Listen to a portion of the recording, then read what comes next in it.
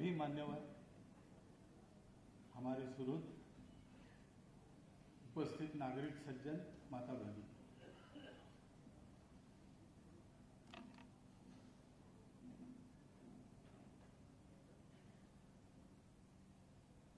कर्तृत्व संपन्न लोगों के चरित्र लिखे जाते हैं।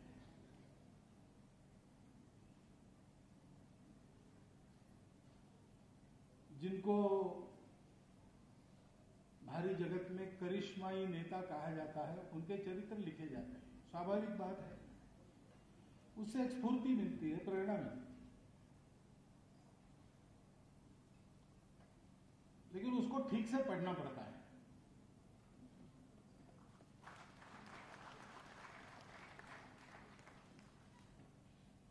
क्योंकि जैसे अमित भाई ने कहा कि गुजरात के मुख्यमंत्री बनने तक की जीवन यात्रा नरेंद्र भाई की हम स्वयंसेवक और कार्यकर्ताओं के लिए है।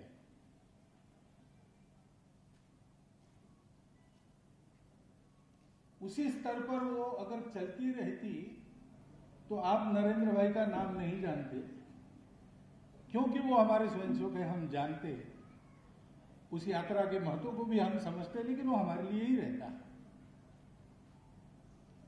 दुनिया को इतनी फुर्सत नहीं है कि वो ऐसे लोगों को देखे। वास्तव में उनको देखना चाहिए, लेकिन नहीं देखते।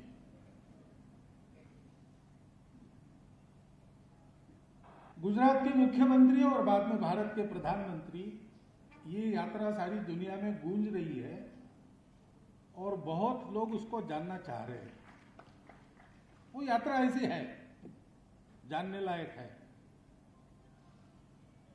परंतु थोड़ा विचार करके देखेंगे तो हम ये समझेंगे गुजरात की मुख्यमंत्री बनने तक की उनकी जो अप्रसिद्ध यात्रा है, उसी के कारण गुजरात के मुख्यमंत्री और बाद में प्रधानमंत्री की उनकी यात्रा इतनी उज्जवल हो रही है।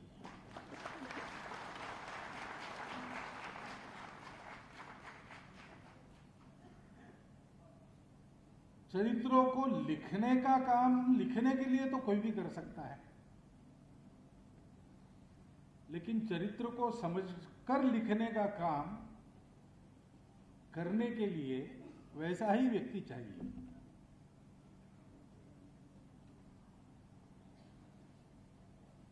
मेरी जानकारी में नरेंद्र भाई का ये कोई पहला जीवन यात्रा का वृत्तांत नहीं लिखा जा रहा है, इसके पहले भी आए हैं छोटे मोटे। लेकिन इसके प्रकाशन में पाठक जी ने सोचा कि मैं इस पुस्तक का लोकार्पण करूं, और मैंने हाँ कही। सामान्यतः मैं नहीं जाता हूं, इसमें मैंने हाँ की,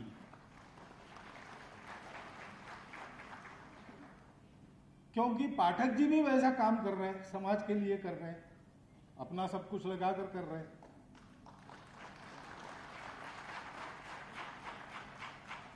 और वो भी अब प्रसिद्ध हो रहा है, तो प्रसिद्धि के प्रकाश में रहकर भी अपने व्रत को निभाते हुए चलना, जैसा नरेंद्र भाई कर रहे हैं। नरेंद्र भाई एक व्यक्ति के नाते, एक स्वयंसेवक के नाते, एक कार्यकर्ता के नाते गुजरात के मुख्यमंत्री बनने के पहले जैसे थे वैसे आज भी है। सारी दुनिया में नाम हो रहा है, लगातार प्रसिद्धि हो रही वगैरह। इसका परिणाम उनके व्यक्तित्व पर, कर्तृत्व पर, नेतृत्व पर नहीं है। ऐसा पाठक जी का भी है, तो उनकी इस यात्रा को वो समझ सकते हैं। और समझने वाला व्यक्ति जब लिखता है, लोग पढ़े इसलिए ये सब बातें लिखनी पड़ती है, लेकिन उसके साथ और भी कुछ लिखा होता है। कदाचित लिखा नहीं होता है, लेकिन बिटवीन द लाइन्स हमको पढ़ना पड़ता है। आज हम इस चरित्र को उस दृष्टिकोण से पढ़े, इसकी आवश्यकता है। नरेंद्र भाई के लिए नहीं, हमारे लिए है। क्योंकि 1000-1500 वर्षों से नीचे जाते जाते अपना देश जहां पहुंचा, वहां से उसको 1000-2000 वर्षों के पहले वो जो था उससे भी ऊंचा बनाना है।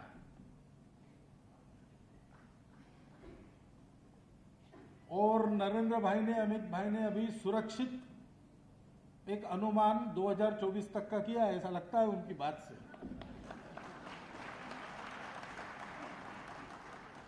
लेकिन ये काम तो और करना पड़ेगा। बहुत सी बातें हैं, सब बातें सरकार नहीं कर सकती। समाज के एक एक व्यक्ति को वैसा तैयार होना पड़ेगा।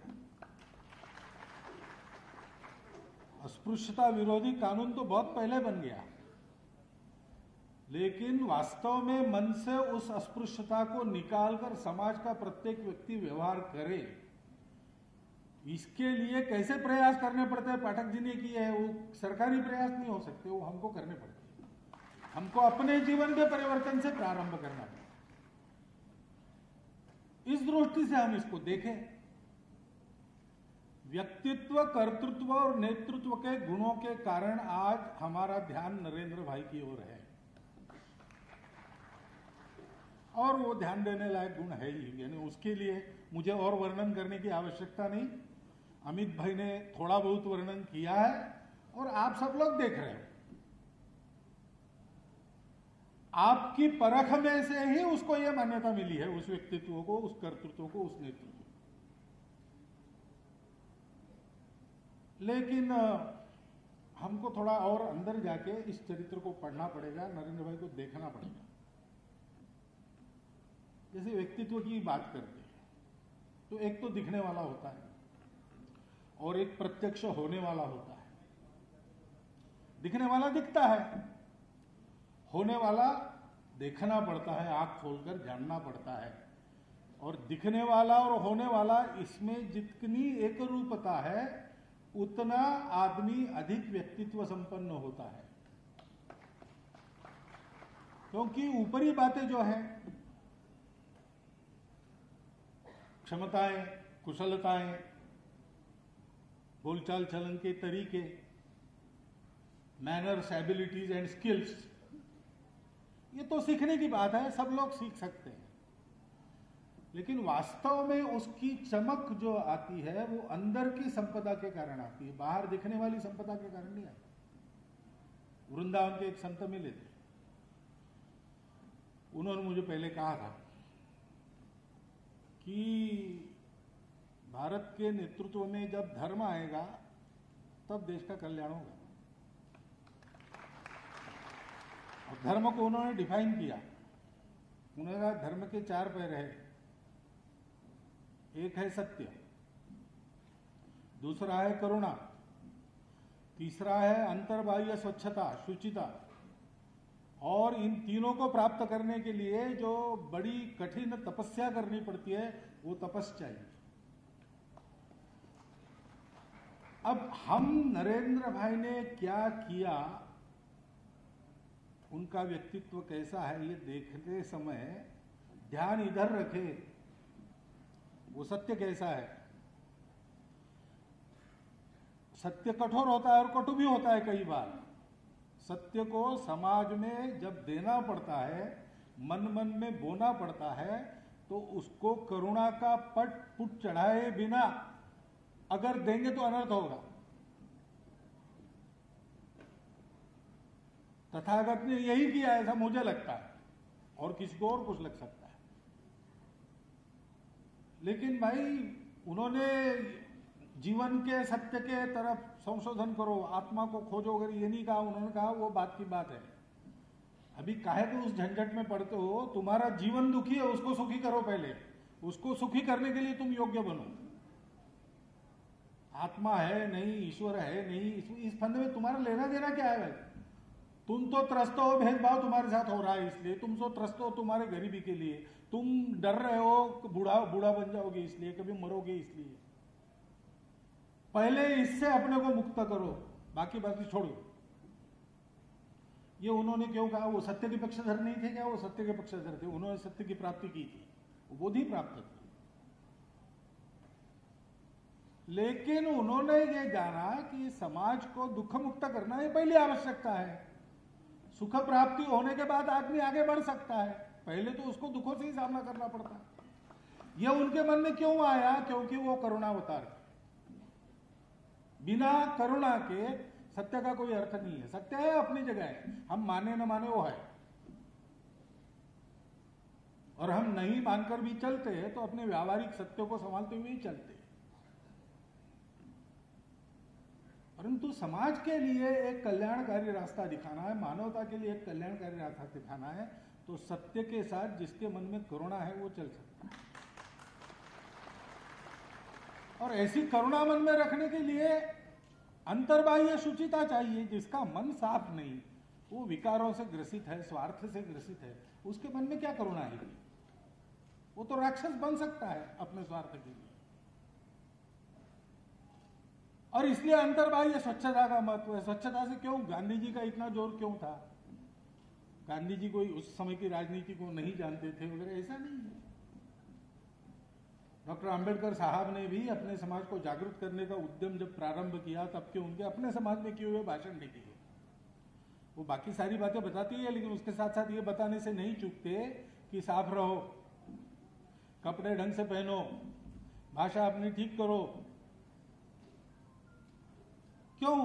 क्योंकि इस अंतर्बाह्य स्वच्छता का महत्व ये बहुत दूर दूर तक जाता है, उसके परिणाम होते हैं, मन बुद्धि तक के उसके परिणाम होते हैं। और ऐसा रहना है तो तपस्या, वो तपश्चर्या है। हमारा ध्यान नरेंद्र भाई के व्यक्तित्व पर जाना स्वाभाविक बात है, अस्वाभाविक कुछ करने का जरूरत नहीं, वो जाता है स्वाभाविक बात है। लेकिन हमारा ध्यान उससे आगे इन बातों पर जाना चाहिए। कर्तृत्व की बात आती है, किसने क्या किया, और जो कर सका उसका गुणगान होता है, होना ही चाहिए। किया है तो होना चाहिए, उसमें कोई। लेकिन अगर हमको देश के लिए योग्य बनना है तो कर्तृत्व संपन्न व्यक्तियों के कर्तृत्व के पीछे क्या है? कर्तृत्व का मूल कहां है? अपने ऐसा कहते उद्यमम, साहसम, धैर्यम, बुद्धि, शक्ति, पराक्रम, षडेते यत्र वर्तन्ते तत्र दैव सहायकृत। और इन 6 गुणों के साथ, वो 6 गुण दिखते हैं आपको। मोदी जी का चरित्र उस ढंग से आप पढ़ेंगे तो ये 6 गुण दिखेंगे आपको। लेकिन उसके साथ साथ और एक बात होती है कि किसी कार्य को असंभव न मानते हुए जो होना चाहिए वो करने के लिए करना शुरू करना। होना क्या चाहिए, इसकी बात तो आजादी के बाद निरंतर चली है अपने देश में। 70 साल नहीं हुई, अब हो रही। क्यों हो रही? कर रही इसलिए हो रही। कर क्यों रहे हैं? क्योंकि उसको असंभव नहीं मानते। चलो करके देखेंगे, कैसा करना सोचेंगे, ऐसा नहीं होता तो वैसा करके देखेंगे। ये कर्तृत्व के पीछे छुपा हुआ कर्तृत्व, उस पर हमारा ध्यान देना है।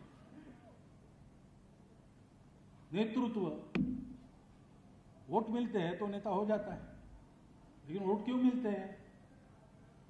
केवल चमत्कार से नहीं मिलते। वोट प्राप्त करने के लिए प्रयास करने वाले तो साथी रहते, वो साथ काम किए हुए रहते, वो देखते हैं व्यक्ति को। उनको ये अनुभव आता है कि ये आदमी कैसा है, पात्रे त्यागी, योग्य व्यक्ति के लिए छोड़ने वाला, देने वाला, गुणे रागी, गुणों पर प्रेम करने वाला। हाथ पकड़ के पाठक जी को मंच पर क्यों ले गए? प्रदर्शन देखा तब ध्यान में आ गया कि इनके करने में गुण है, और गुणवान व्यक्ति को समाज की आवश्यकता है, समाज को गुणवान व्यक्ति की आवश्यकता। भागी परिजन ही सह, सबके साथ बांट कर लेता है, अकेला नहीं होता। शास्त्रे बोधा, शास्त्रों को जानता है, और जिन शास्त्रों को जानने की आवश्यकता है उनको जानने का प्रयास करता है। रणे योद्धा, रण में योद्धा, जब रणांगन का प्रसंग आता है तो आगे बढ़ता है। ये नेतृत्व के पीछे के नेतृत्व गुण है। दिखने वाली बातों का अनुकरण संभव नहीं है सबसे। हर एक आदमी अलग अलग होता है, वो अलग अलग काम कर सकता है, और जैसा उन्होंने किया बिल्कुल वैसा हम करेंगे ऐसा संभव नहीं है।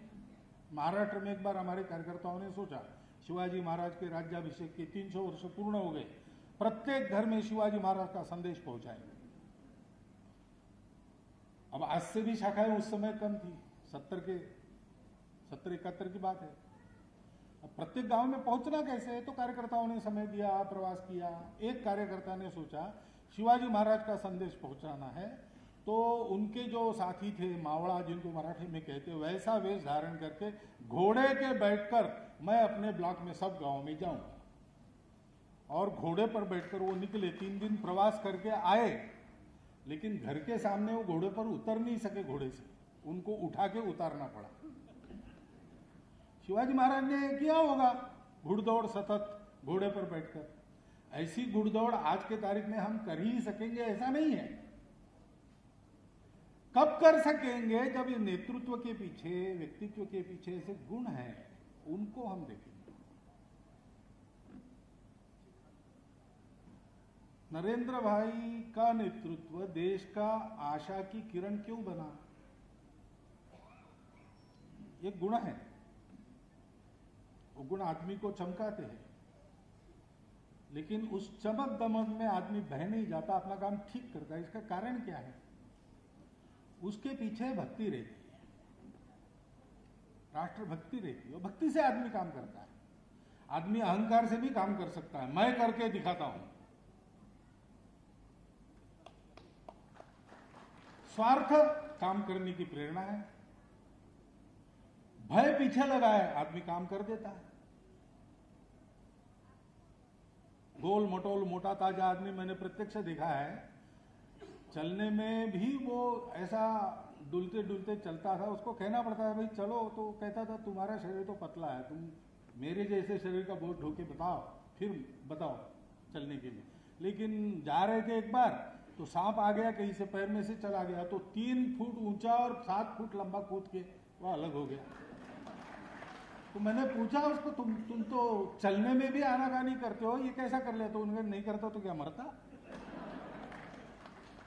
ये भय रहता है, भय के लिए भी आदमी काम करता है, मजबूरी में भी अच्छा काम करते हैं लोग। लेकिन जिसका काम जनगणों के लिए कल्याणकारी होता है, उसका काम इसलिए कल्याणकारी होता है कि उसके मन में भक्ति रहती है, यानी प्रेम रहता है, आत्मीयता रहती है। मेरा समाज है, मेरा देश है, उसके लिए मुझे करना है, मेरे अपने के लिए नहीं करना। तेरा वैभव अमर रहे मां, हम दिन 4 रहेगा। और उस आत्मीयता में मोह नहीं रहता किसी के प्रति, उस आत्मीयता में तत्वनिष्ठा रहती है। देश के भले के लिए जो उपयुक्त है वो मेरे लिए उपयुक्त है, मेरी अपनी रुचि अरुचि कुछ भी हो, देश के कल्याण के लिए आवश्यक है, हम जोड़ेंगे। श्रद्धा रहती है, कुछ अच्छा होगा, निराशा नहीं रहती। निराशा की मनस्थिति आई थी समाज में, उस मनस्थिति से निकाल क्यों सके देश को? इसलिए कि जो सारे प्रयास करने वाले लोग थे, उनके मन में ये श्रद्धा थी, ये देश मिटेगा नहीं, ये देश बढ़ेगा। इसका एक चिरंतन जीवन कार्य है। वो जीवन कार्य समय समय पर संपन्न करने के लिए इसको बलवान बनना ही पड़ेगा। इसको मरने की अनुमति नहीं है नियति की।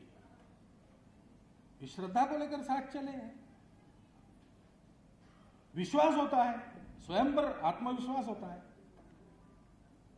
अपने कार्यकर्ताओं पर विश्वास होता है, अपने कार्य पद्धति पर विश्वास होता है, अपने लक्ष्य पर विश्वास होता है, और साथ में समर्पण होता है। कायेन वाचा मनसेन्द्रियेण वा बुद्ध्यात्मना वा प्रकृति स्वभावात्। काया वाचा मन से, बुद्धि से, आत्मा से, प्रकृति स्वभाव जिसके ऊपर कोई उठ नहीं सकता, उसके ऊपर भी उठ के कार्य सिद्धि के लिए प्रयास करने का दम उस समर्पण के कारण आता है।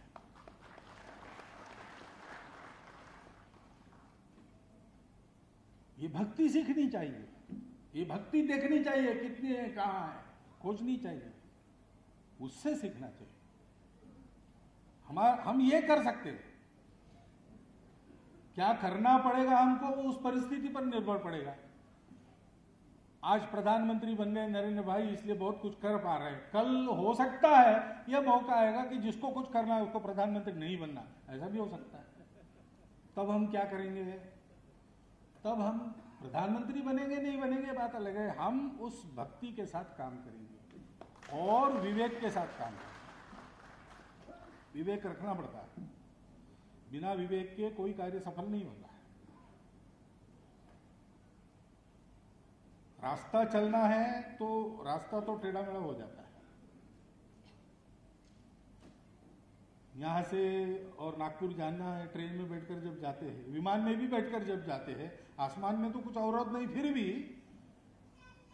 कहाँ टर्बुलेंस है क्या है देखकर उस विमान को भी टेढ़ा मेढ़ा, सीधा नहीं जाता, वो टेढ़ा मेढ़ा जाता है।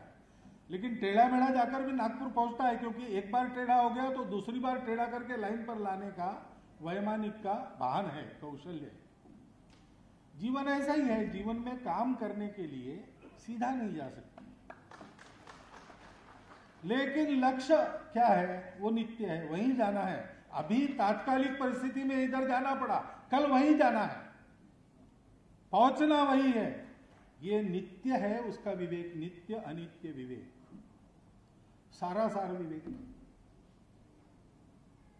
कई बार माध्यमों में डिबेट में आप देखते हैं कि जो शीर्षक मुख्य मुद्दा रहता है डिबेट का वो छूट जाता है, दूसरी बातों पर चलता है।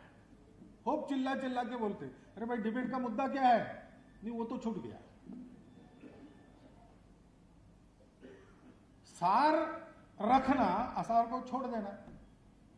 रामकृष्ण परमहंस के पास एक गए साधु, उन्होंने कहा 12 साल हिमालय में एक पैर पर खड़े होकर तपस्या की और ऐसे बन गए वैसे बन गए, क्या कर सकते, पानी पर चल सकते, गंगा पर चल के दिखाया उन्होंने। रामकृष्ण हंसने लगे, पूछा उसने कि क्या बात है भाई, हंस क्यों रहे हो? तो बोले भाई हम रोज 2 पैसा देकर गंगा के पार जाते हैं और वापस आते हैं, उसके लिए 12 साल तुमने गवाए हिमालय में जिंदगी। तपश्चर्या सत्य को पाने के लिए होती हो, तुम सिद्धि पाके बैठ गए। ये सारा सार विवेक पाइए, और मन वचन कर्म का विवेक चाहिए। विवेकहीन कर्म, विवेकहीन सोच, विवेकहीन वाणी अनर्थ करती है। अनर्थ करने का उद्देश्य न होकर भी वो हो जाता है। ये सारी बातें उस व्यक्तित्व, कर्तृत्व, नेतृत्व के पीछे कहां कहां है, कैसी कैसी है, उसको अगर हम पढ़ेंगे उस पुस्तक में तो नरेंद्र भाई कर रहे बहुत अच्छी बात है। अपने समाज की एक बुरी आदत है, उनको एक ठेकेदार की आवश्यकता लगती है हमेशा, और अभी उनको एक ठेकेदार, अच्छा समर्थ ठेकेदार मिल गया है समाज के कल्याण का। खतरा यह है कि ठेकेदार के सर सब मर देंगे हम लोग और हम लोग सो जाएंगे। ऐसा नहीं होना चाहिए। चरित्र लेखन का ये उद्देश्य नहीं रहता। चरित्र लेखन का ये उद्देश्य रहता है कि मराठी में हम ऐसा कहते थे बचपन में, प्राइमरी स्कूल में ये पढ़ाते थे, थोर महात्मे होऊनी गेले, थोर महात्मा हो गए, चरित्र त्यांचे पहा जरा, उनके जैसा चरित्र देखो, उनका चरित्र पढ़ो, आपण त्यांच्या समान व्हावे, हम भी उनके समान बने, हाच सापडे बोध करा, यही अच्छा बोध मिलता है। लेकिन उनके जैसा है, यानी नरेंद्र भाई की दाढ़ी है, मेरी भी दाढ़ी होगी, वो जैसे कपड़े पहनते वैसे कपड़े पहनूंगा, वो जैसा बोलते वैसा, ये नहीं है। ये दिखने वाली बातें हैं। दिखने वाली बातों के पीछे जो होने वाली बातें हैं, जिसके कारण दिखने वाली बातों से इतने बड़े काम हो गए, उन होने वाली बातों को इस चरित्र में पढ़ना और उन होने वाली बातों का अनुकरण करके चलना, इसकी आवश्यकता है। इस दृष्टि से हम ये चरित्र पढ़े, ऐसा आप सबके सामने अनुरोध रखता हूं और मेरे 4 शब्द समाप्त।